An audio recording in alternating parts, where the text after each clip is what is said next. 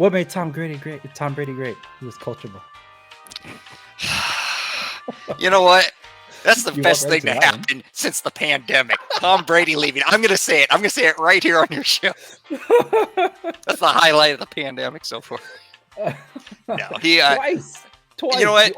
The only day there was no COVID news was the day he left the Patriots. I had a wonderful weekend, and my goodness, who do we have here? Skip Bayless. Thomas Edward Patrick Brady Jr. is back. Your worst nightmare is back. You're going to have a long season next year. Woo! Let's celebrate. Let's party. There ain't nothing to celebrate. Yeah. Did he win the championship? By the way, this is the game-worn jersey, actually, that I was given by the Tampa Bay Buccaneers. Whatever. Tom Brady. Whatever. Woo-hoo! I'm gonna clip this, by the way, just for like a sports segment. But you know what? We'll make that a sports segment because We'll make it sports there. Okay. Yeah. So the like the way Fitzy described it, he's the self-proclaimed Boston's favorite son, and you'll see him on one of the clips I'm gonna show you. He said it best when he said, "Look, give him some slack because he already said what he needed to say to the Patriots franchise when he retired from the Patriots. Now he's giving the whatever he needed to, the grace he's going to give to Tampa Bay." And like, I agree. Everything that he needed to say, he said it already for the Patriots. And this time he's saying it to the Tampa Bay Buccaneers. It's just that some people took it the wrong way because like, yo, dude, the flip, now you're gone for real. Why not give credit where credit's due? It's like, well, if that were true, then all of his material wouldn't be having him in the Patriots jersey too. It highlights the Tampa Bay first because that's where he just retired in. But in a lot of those posts, when you slide over, all the memories are really with the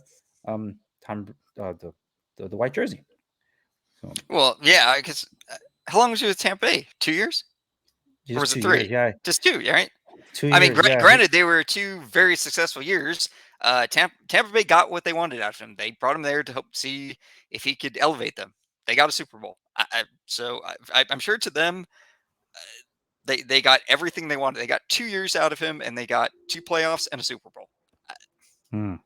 And quite honestly, most people didn't think the team that won the Super Bowl last year was necessarily a Super Bowl team. People kind of jumped on the bandwagon when he went there, but I know a lot of people didn't think they had the team really built around him. I didn't think so either. I thought because of him they would be a threat, but I didn't think they had the tools in place, especially on defense. So I was shocked in that Super Bowl, and that defense basically smothered Patrick Mahomes for the entire game. And heck, I mean, he was a step away from going back to the championship game this year. I mean, that game looked. You know what? I'll give him credit because I think it would have been sad had that game been. It's always disappointing when it looks like you're about to pull off a really big comeback and you fall a little bit short. But I think it would have been really sad if they had just been straight blown out in that game, and that had been Tom Brady's last game. Or if that had happened, he would have honored the last year he had with the Tampa Bay Buccaneers. He had one more year. I felt like that really would have. But you know what? He went out swinging, and in the end, you could, if you're a real fan of his, you can say, well, the defense let him down. So that tends to be the usual remarks. Because, Bill Belichick is a defense genius. So then why does Tom Brady got to do everything? Look what happened in the Philadelphia Eagles Super Bowl the second time. That was his best game, his best Super Bowl, and it still lost. You should, as I say, when Tom Brady's putting up those kind of yards, you should not be losing to some guy named Foley, who quickly resumed his career as a backup quarterback. Exactly. Who remembers him? No one. And I give the guy props. I love the guy that elevates his play unexpectedly in the Super Bowl like that. I root for those kinds of guys, but the person hit the stats from that game. That's not who he is, and he went back to who he was.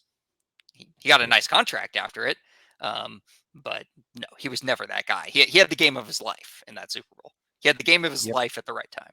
That was a good Super Bowl too. Tom Brady's usually in good Super Bowls, whether winning or losing. That never disappoints, man. It's just that you hate to be on the losing side. So True. Yeah. You know what? No one will remember that anymore. Tom Brady has so far transcended now, like the quarterback position, his career, and all that kind of stuff. The fact that he's lost 3 Super Bowls, just like it's like a blip. People sort of remember, like, oh yeah, didn't he lose like 2 to Eli? Oh, that's kind of weird.